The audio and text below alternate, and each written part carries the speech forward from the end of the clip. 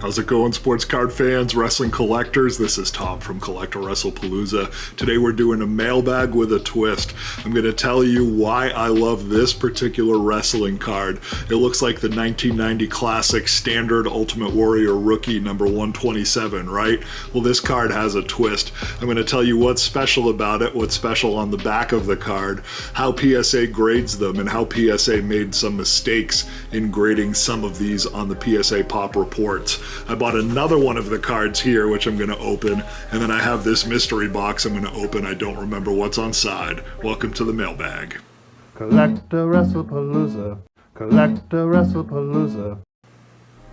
If you're new to this channel, welcome. I feature all collectibles with a big focus on 80s and 90s professional wrestling, but you're also going to find audio cassettes, VHS, horror, you're going to find pop culture, non-sports cards, anything I like to collect you're going to find on this channel. But like I said, there is a big focus on professional wrestling, and this is one of my favorite wrestling cards of all time. Now, this is not the 1990 classic Ultimate Warrior card number 127. It is the 1989 classic Ultimate Warrior number 127. Before Titan Sports and Classic started releasing the 1990 classics, a company called Gametime was releasing them, and it was a year prior in 1989. It was a much shorter run of cards, and it was a year before the 1990s. Now, being an Ultimate Warrior rookie card, you of course will want the 1989 version as opposed to the 1990 version. You can tell the difference by looking at the back.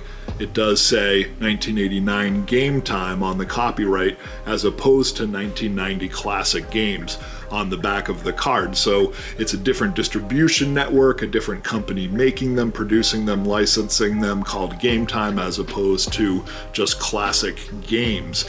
And the cards look exactly the same except for that copyright. PSA traditionally has been very good in grading the 1989 classics as 1989 classics and the 1990 classics as 1990 classics, but they make some errors.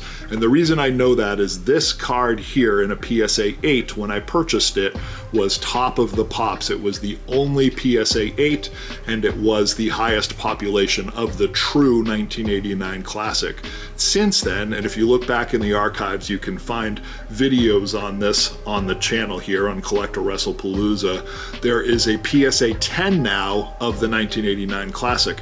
In fact, there are, I think it's 4 8s, 1 9, and 2 10s. That's how the PSA pop count is. One of the 10s is not real. So what I mean by that is it has a 1989 banner, but the card is a 1990 classic. And I know that because it was sold on eBay and I matched it up. I looked at the pictures and I know that the one that the person purchased was not a true 1989 PSA 10. So is this top of the pops? Is the PSA 8 actually the highest rated Ultimate Warrior rookie card? Leave your comments and let me know. But this one here I know is a PSA 5 of the same card because every time one comes up on auction on eBay, I'm interested in purchasing it. I like collecting this card. I think that it is one of the more important wrestling cards there are.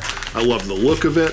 I love everything about the classic game cards, except the fact that they're abundant and not very valuable, but everything else I love about them. The nostalgia, the look of them, like I said, and this one is a PSA 5 of the same card. So holding these side by side, you can see it's the same, except the new one is a PSA 5. It is more off-center than the 8, and other than that, just eyeballing it, it looks to be a pretty good card except for being off-center. And if this is a relatively new slab, knowing that PSA grades cards a lot more strict than they used to, maybe being off-center is the only other thing that is wrong with the card. In other words, a PSA 5 now can be a pretty good looking card outside of being off-center with new grading criteria. Tell me in the comments if you see much of a difference outside of the centering between these two cards. I'll put blow-ups on the video so you can see it in better detail, but these are the two. This one is the 5 and this one is the 8. And the back of the card, they're both going to say Copyright 1989 Gametime. Moving on to the box here, let's see what's inside. We've got in here a much smaller package inside of that. Gosh, this must be pretty special to be wrapped in so much plastic. Certainly that's nice if it rains, but a lot of packing material. And we have, oh, this is special. This is one I bought for a steal, in my opinion. I am collecting VHS. There's some VHS that when you see it, you just know it's special. It's hard to tell the print runs of VHS copies outside of the pricing on eBay and the rarity on eBay. That's the way that I tell how rare it is how many listings I see just looking through WWF VHS from time to time and seeing which ones pop up more than others and how much people are buying them for. But sometimes you see a copy of a VHS and you just know it's special. It just has a resonance about it in the box art, in the listing, in everything about it. And this is one of them, and it wasn't very expensive. There's a little lull in the market right now, although the VHS that is special tends to stay strong in pricing. This is a WWF Royal Rumble. I like to buy everything sealed if I can. I'll only buy it raw if it's a very, very special tape, like the Coliseum clamshell, some of those, and some of the other tapes that I really, really want. But other than that, I like to buy sealed VHS. That's my collecting style. That's what makes me happy. And I found this one sealed. I love the cover art. There's something about this phase of The Undertaker that I think is unique and indicative of a very interesting time in the Federation. So this is a sealed Royal Rumble, 1996.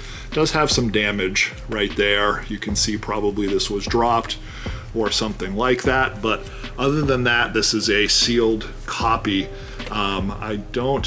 Here's the watermarks. You can see Coliseum video. It's nice if the watermarks are on the bottom, but at least there are watermarks to further verify that it's an authentic shrink wrap. 1996 Royal Rumble with the Phantom of the Opera Undertaker. My favorite phase of the Undertaker, at least in collecting, just because he didn't have this Phantom of the Opera mask for very long, and it is just so cartoony. It's during the New Generation when WWF was trying to find its footing, so there's less merchandise around generally during this time because the Federation was not as successful during this time. If you do watch the Mr. McMahon documentary, you can see more about what happened during the New Generation, but I think 96 was around that time when the Federation was marketing a lot of very cartoonish superstars, and therefore it's something that I like. I like the aesthetic. I like the feeling of the Federation during that time, marketing to kids and larger-than-life cartoon characters, I think is really fun. But because it was struggling in the face of WCW, trying to be more adult and more reality and gritty, the WWF would not have produced as much merchandise because it was struggling. So merchandise from that era tends to be more expensive, and when I saw this one at a price I could afford with one of my favorite covers, just this 1996, just screams the New Generation, Bret Hart, just love it, two all-time GOATs. Very, very happy with this purchase. Royal Rumble 1996 sealed VHS. And that does it for this week. If you are interested in learning more about the Ultimate Warrior 1989 card, there are a few videos in the archives, one about collecting my wrestling card grail when I open up this PSA 8 version of the Ultimate Warrior. Certainly find that in the archives.